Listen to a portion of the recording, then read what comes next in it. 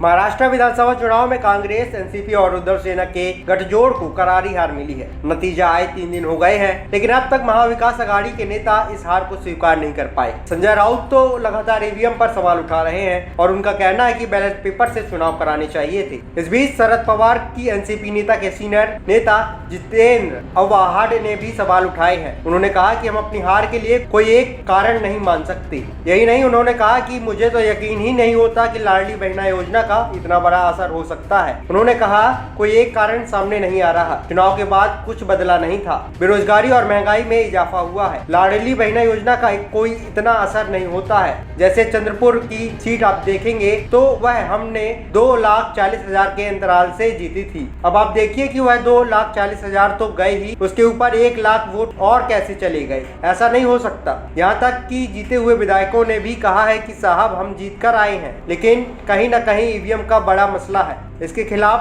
पूरे राज्य में आंदोलन खड़ा हो सकता है। अभी कई गांव खड़े हुए हैं। वहां लोगों का कहना है कि जब हमने वोट ही नहीं दिया तो आ कैसे गए। उन्होंने आगे कहा कि एक परिवार में 32 वोट है। उन सभी लोगों ने अपने घर के कैंडिडेट को वोट दिया है, फिर भी उसे 0 वोट दिखाया है। ऐसा कैसे हो सकता है। इससे पहले संजय राउत ने मांग उठाई थी कि दोबारा चुनाव होने चाहिए और वोटिंग बैलेट पेपर से कराई जाए। राउत ने कहा ईवीएम को लेकर हमें करीब 450 शिकायतें मिली। बार बार आपत्ति जता जाने के बावजूद इन मामलों पर कोई कार्रवाई नहीं की गई। हम यह कैसे कह सकते हैं कि ये चुनाव निष्पक्ष रूप से हुए हैं। इसलिए मेरी मांग है कि नतीजों को रद्द किया जाए और दोबारा चुनाव मत पत्रों के जरिए कराए जाएं। उन्होंने कहा कि नासिक में एक उम्मीदवार को कथित तौर पर केवल 4 वोट मिले, जबकि उसके परिवार के 65 वोट थे।